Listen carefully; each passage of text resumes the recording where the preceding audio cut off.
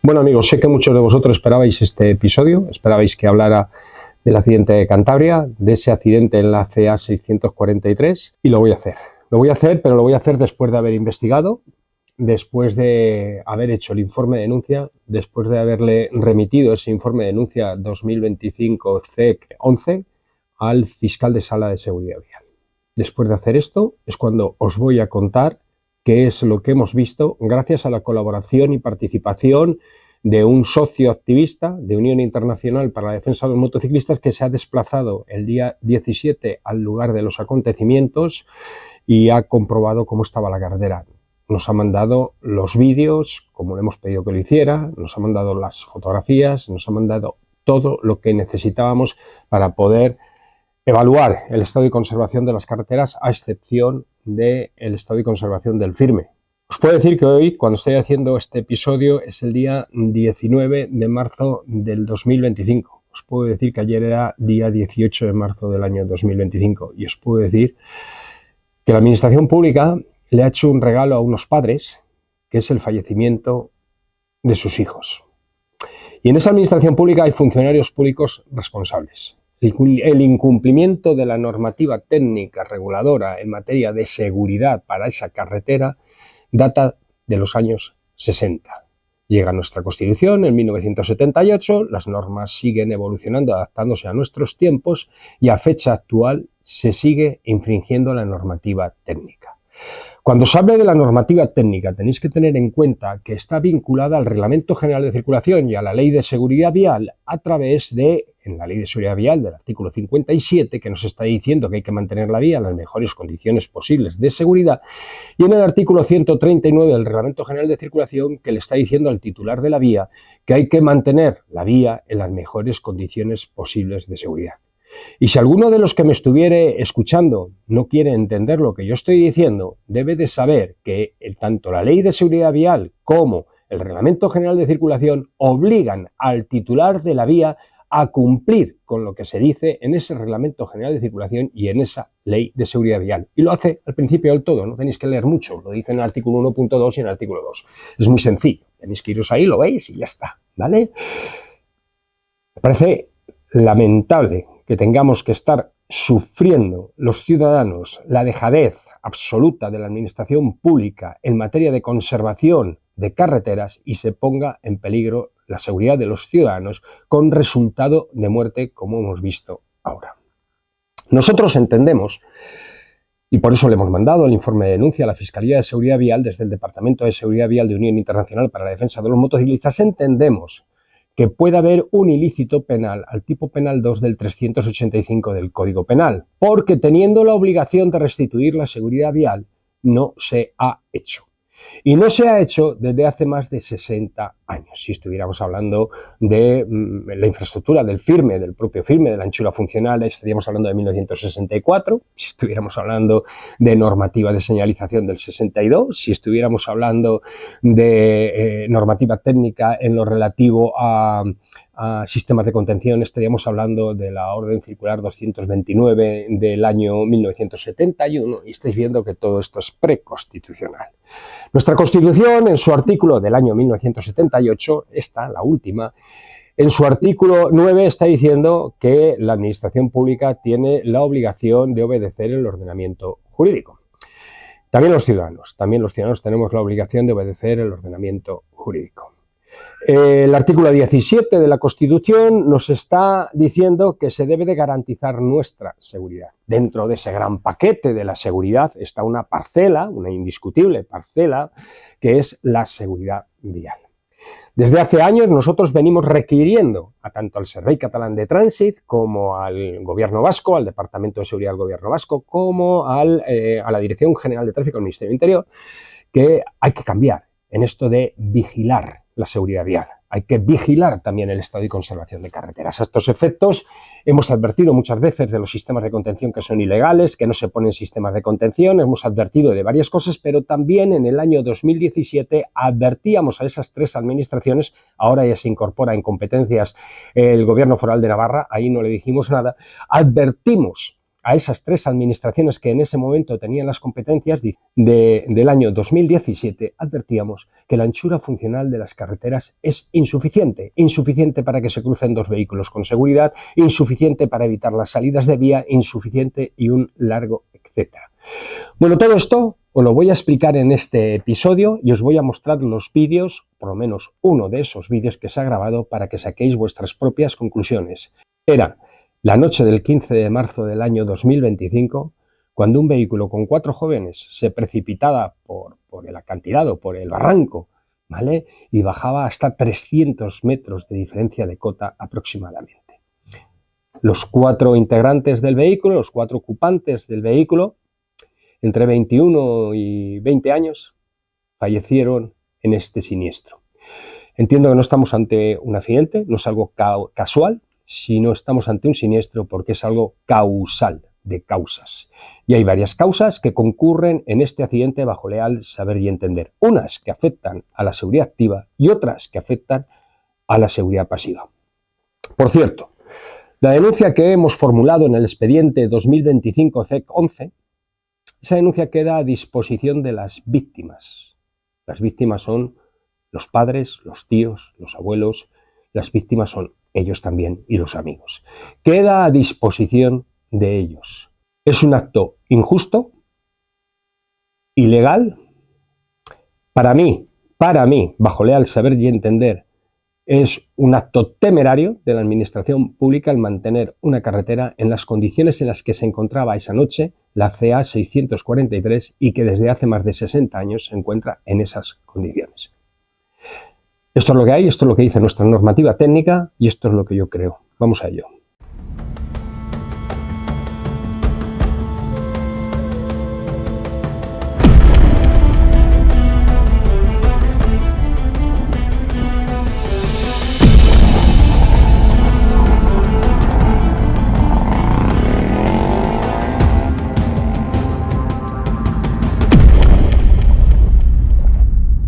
Cantabria estamos conmocionados con este trágico accidente que se ha llevado pues, la vida de 4 personas muy jóvenes, de 20 y 21 años.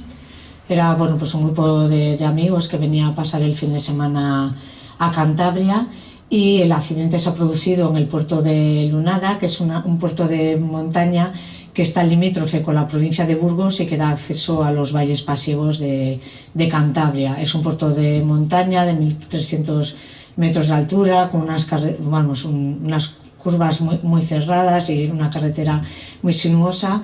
Y bueno, pues ya se veía que en el punto en que se había producido el accidente, pues que bueno, ya todo hacía prever que iba a tener unas terribles consecuencias como así ha sido.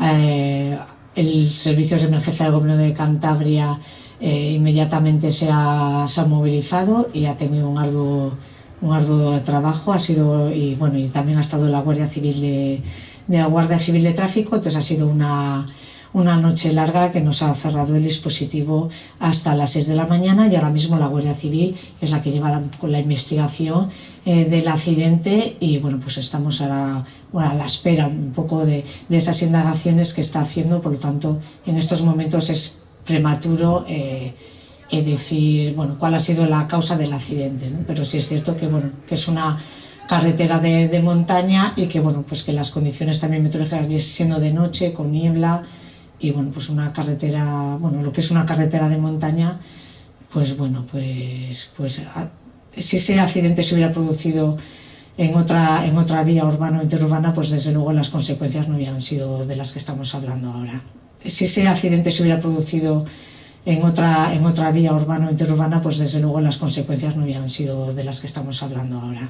La carretera de este puerto de montaña tiene una anchura funcional de 4,10 metros. Acordaros que, según reza la norma 8.2 IC, y esto debe servir también para todos aquellos técnicos que nos estéis escuchando, la marca vial de fin de calzada no se incluye en calzada, por lo tanto se excluye de la calzada. Y si tiene 15 centímetros, los 15 centímetros de esa marca vial o 10 se quitan.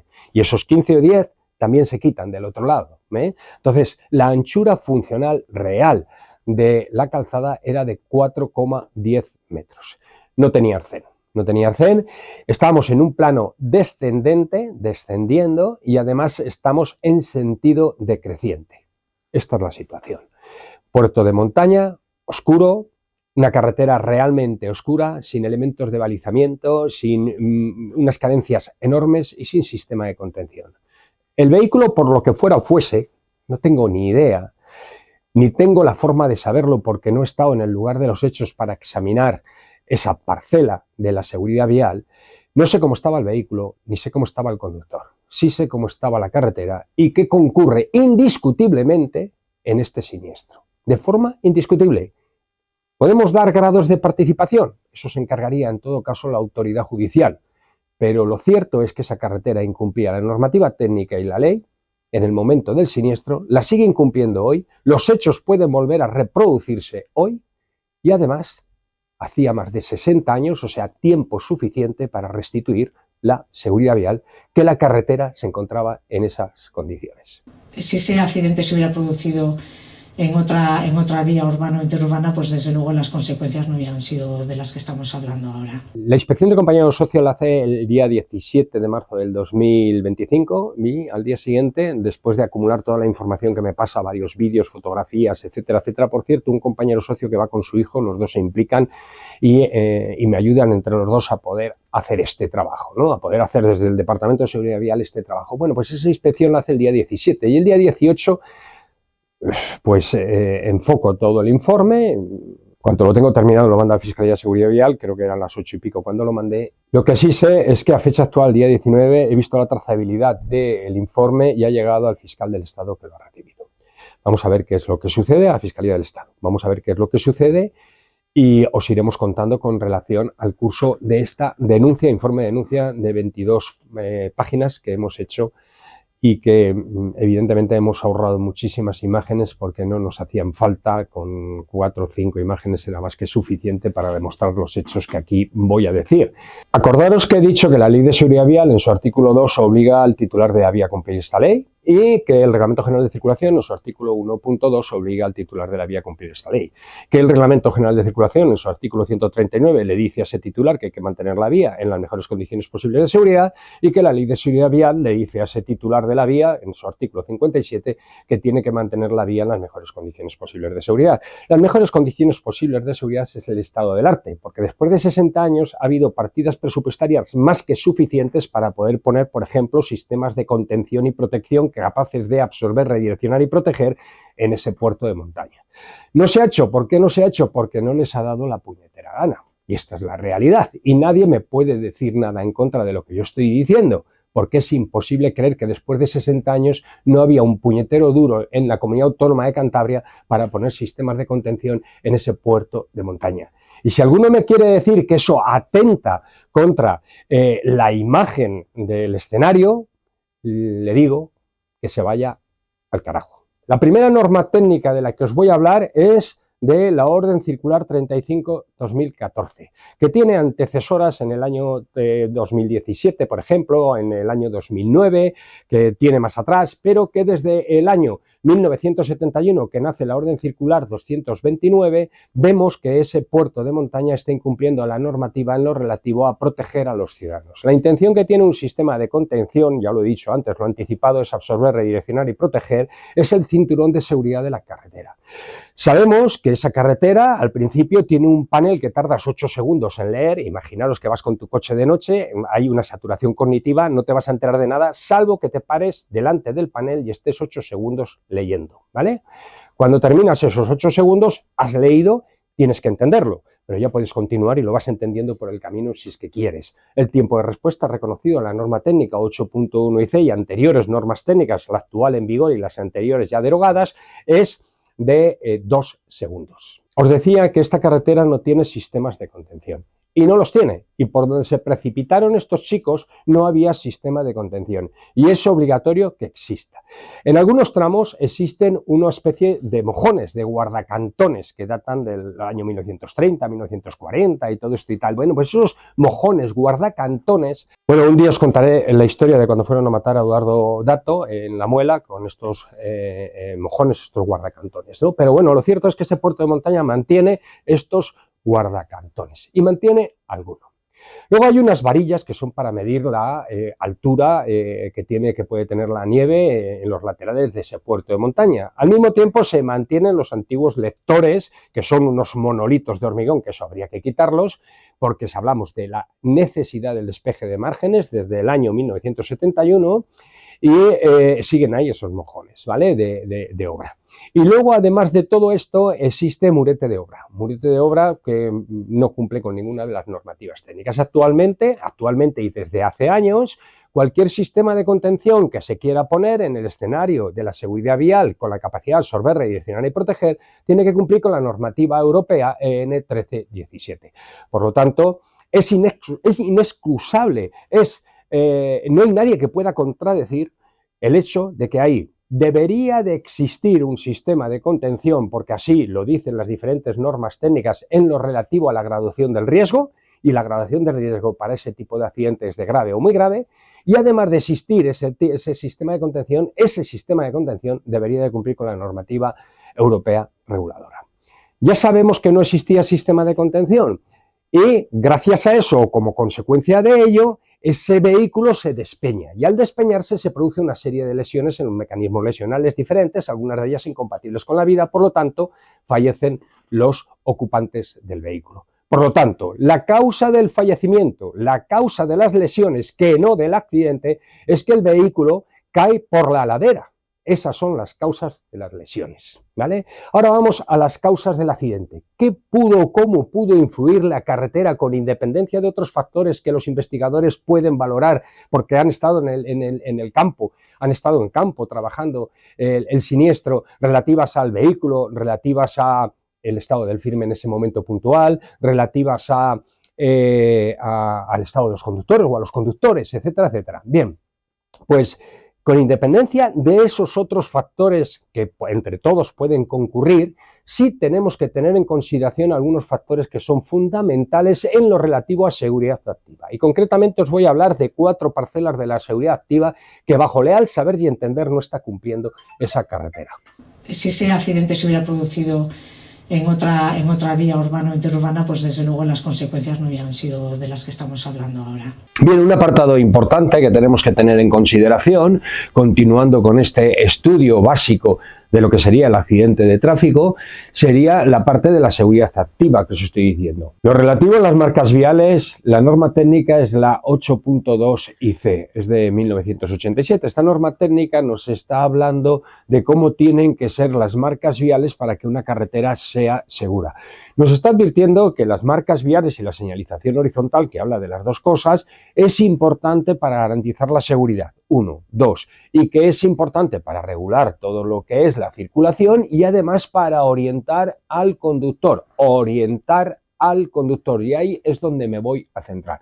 La marca vial longitudinal de fin de calzada, en este caso, es discontinua, y dice la norma técnica que en los trazados curvos debe de ser continua, y que sí, que excepcionalmente podrá ser discontinua, pero cuando no exista especial riesgo en la carretera. Pero aquí existe un especial riesgo en la carretera. Por lo tanto, el balizamiento que conlleva el uso de la marca vial longitudinal continua de fin de calzada, que aquí lo vemos omitido y es discontinua, que además es deficiente ver seguramente por la noche con mucha más dificultad, y además teniendo en cuenta que había sal en la calzada, que había nieve, que había una serie de cosas, pues eso puede dificultar la percepción del conductor de ese elemento guía que es tan importante.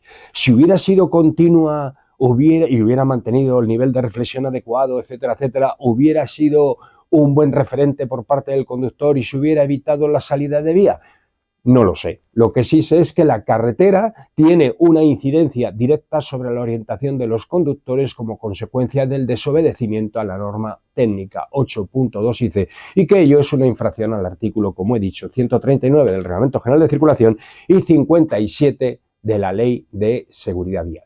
Por otro lado, la marca vial longitudinal continua o discontinua que tendría que haber en el centro de la calzada, no la tenemos. Bien, pues esa ausencia de esa otra marca vial en el centro de la calzada también incide de forma directa en la orientación y puede incidir también en otro tipo de siniestros, como consecuencia de la realización de maniobras de adelantamiento, etcétera, etcétera, porque no ordena el tráfico, porque permite la maniobra de adelantamiento y tú te puedes creer o puedes entender que como no han puesto una línea longitudinal continua en determinados puntos, existe visibilidad suficiente. Eso con relación a las infracciones cometidas y asociadas a la norma técnica 8.2 IC sobre señalización horizontal y marcas viales. Si nos vamos a la señalización vertical, nos tenemos que centrar en el punto 4.4.1.1, por ejemplo, donde vamos a ver eso que estoy diciendo de la saturación cognitiva, de cómo las señales tienen que estar separadas 50 metros unas de otras, cómo tiene que existir una interpretación de la señal, cómo tenemos que percibirla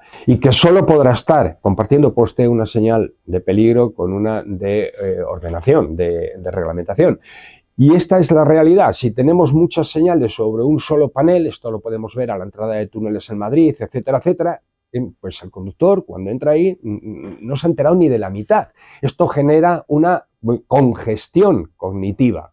Al final lo que hace es bloquearte, al final hay parte del mensaje que no has recibido y para colmo se atreven a poner un mensaje arriba que nos informa de que estamos en una zona medioambiental fantástica y un mensaje debajo que nos informa de que estoy incumpliendo la ley, que el titular de la vía incumple la ley. Por lo tanto, el panel ese inmenso que tenemos en la carretera, parte de ese mensaje pudo pasar desapercibido al conductor del vehículo sin ningún tipo de problema, como consecuencia de incumplimiento de la norma técnica 8.1 IC. Otro aspecto importante que quiero que tengáis en cuenta es el punto 7.8.1.1. En este punto lo que nos está diciendo es que cuando hay una reducción del gálibo, estamos hablando de 4 o 10 metros, lo que hay que hacer es advertirlo con las señales reglamentarias. Estoy hablando siempre de la norma técnica 8.1 IC de señalización vertical. Por lo tanto, lo que tenemos es otro incumplimiento de la norma, puesto que el gálibo de toda la carretera, la anchura funcional de toda la carretera, no la altura, sino la anchura en este caso, incumple tremendamente la norma de trazado, bueno, una desproporción enorme, pero es que además pone en peligro la seguridad del tráfico y es que además no existe señalización vertical, alguna restricción de paso de vehículos de mayor categoría. ¿Esto qué quiere decir? Pues que podemos tener incluso otro tipo de siniestros. ¿Por qué? Porque la anchura funcional es de 4 o 10 metros y hay que tener en cuenta lo que dicta el Real Decreto 2822 del año 98, el Reglamento General de Vehículos, que nos está diciendo que los vehículos de 2,55, incluso superestructuras de 2,60, pueden circular sin ningún tipo de autorización especial por ese tipo de vía. Por lo tanto, no tienen que pedir permiso para circular por esa vía. Y si circulan por esa vía, que alguien me diga cómo se cruza un camioncito de reparto con un autobús escolar o con un autobús, si no queréis, escolar turístico. ¿Cómo se cruzan? ¿No? Se precipitan al vacío también, porque encima no hay sistemas de contención. ¿De qué va esto? Bien, pues esta es la realidad. Tenemos la omisión de la señalización relativa a la anchura funcional, tenemos la omisión de la señalización de restricción de paso y tenemos, además de todo eso, un panel enorme que informa de una serie de cosas con independencia de luego las señales individuales que puede haber por ahí aisladas, pero un panel direccional enorme que informa de una serie de cosas que el conductor le puede pasar totalmente desapercibido como consecuencia de generar esa saturación cognitiva en base a lo que os decía del punto 4.4.1.1. Os recomiendo su lectura. Si pasamos al tema de balizamiento y cogemos las normas anteriores de la 8.1 IC, acordaros de ese balizamiento que hablaba de la marca vial de la norma 8.2 IC, ahora voy a retomar lo que es la norma 8.1 IC para hablar en este caso solo del balizamiento y la voy a combinar con la 309 del año 90 con una orden circular. Bien, pues si mezclamos las dos normas nos estamos dando cuenta que la norma 8.1 IC nos está diciendo que la señalización también tiene una misión de orientación, tiene una misión de, hablo de la señalización vertical de guía, de elemento guía. Ahí vemos algún panel direccional en alguna curva. Es cierto, en alguna curva existe un solo panel direccional, bueno, que será visible o no de noche, habría que ver el poder de reflexión que tiene, pero en la actualidad existe una deficiencia enorme y por lo tanto una demanda enorme para el cumplimiento de la normativa técnica y garantizar la seguridad del tráfico en esa vía, en la CA 643. La norma anterior 8.1 y C en los puntos 6.1 y 6.4 nos hacía referencia especial a esto del balizamiento, de advertirnos de las situaciones, ¿no? De ayudarnos a la orientación de nuestro vehículo y a conocer el trazado de la carretera. La norma actual lo hace de la misma forma en el punto 7.8.1. Nos vuelve a decir la importancia de esa señalización para conocer el trazado de la carretera, la orientación, favorecer la orientación del conductor. Si nos vamos a los principios generales de las normas, vemos ahí que las normas se hacen para incrementar la seguridad, también la comodidad de circulación, toda esa serie de cosas, pero uno de los puntos fundamentales de la justificación de una norma técnica para la construcción y mantenimiento de una carretera es garantizar la seguridad. Objetivo, garantizar la seguridad. La orden circular 309 del año 90 nos está hablando de los hitos de arista. Desde 1990 esta carretera no dispone del cumplimiento de esa norma técnica por la instalación de los hitos de arista. ¿Y por qué no dispone de esa colocación de los hitos de arista que además sería capaz de darnos la reflexión de orientación en determinadas condiciones climatológicas o existencia de nieve en los laterales? No lo sé. Tal vez sea porque si pasan con la quitanieves lo rompen, tal vez sea porque no lo sé. Pero lo cierto es que la propia norma técnica obliga a que exista esos hitos de arista para la orientación del conductor, que nos permitirían además, sí, el control kilométrico, optométrico, etcétera, etcétera, todo lo que queráis, pero que se centra en la seguridad, en decirnos dónde está el exterior de la carretera y la orientación que tenemos que llevar en base al trazado, si no podemos ver de forma importante el trazado. Acordaros que la marca vial, como está pintada en el suelo, se pierde en un espacio muy corto. Sin embargo, el hito de arista, como es vertical, lo podemos ver en reflexión de luz a muchísima distancia. Cuando una carretera carece de esos hitos de arista, es una carretera oscura y peligrosa que te puede salir de la carretera en todo momento. Por lo tanto, ojo, hay que extremar las precauciones cuando los elementos de balizamiento de una carretera en conducción nocturna no los tenemos, porque no tenemos las referencias óptimas para la orientación y podemos cometer errores con mayor facilidad como consecuencia del incumplimiento de las normas técnicas del propio titular de la vía. Bien, y ahora me voy a centrar en la anchura insuficiente de la calzada. La anchura de la calzada es insuficiente, tiene 4,10 metros, es un incumplimiento de la norma de 1964, la 3.1 y C, es también preconstitucional, como todo lo que os estoy diciendo, desde los años 60, al año 62, etcétera, etcétera, del año 71, sistemas de contención de vehículos, etcétera, etcétera. Bien, pues esta norma técnica de 1964 ya nos estaba diciendo que esa carretera tendría que tener, para que fuera segura, 8 metros, incluyendo un metro de arcén, un metro de arcén y 3 metros de carril, ¿no? 3 metros para cada sentido de carril. La actual norma técnica en la tabla 7.1 nos está diciendo, la 3.1 y C, la que está actualmente en vigor, que la carretera tiene que tener como mínimo 7 metros si la velocidad de proyecto es de 40 km/h. Aquí estamos hablando de una específica de 40, pero si la velocidad de proyecto fuera de 40 km/h, tiene que tener como mínimo 7 metros. 3 metros de carril, más 0,5 metros de arcén y 0,5 metros de arcén. La norma técnica, en su tabla 7.1, que es esta que hay aquí, nos está diciendo: carretera convencional, velocidad de proyecto entre 50 y 40 km/h, 3 metros de carril a 3,50 metros de carril. O sea, la mejor condición hubiera sido 3,50 metros de carril. Y luego de arcenes tiene que tener de 0,5 a 1 metro de arcén. Vamos a coger la peor condición, 0,5, para no hacer trabajar mucho a la Comunidad Autónoma de Cantabria. Y luego nos está diciendo una berma que la ha omitido de 0,50 metros.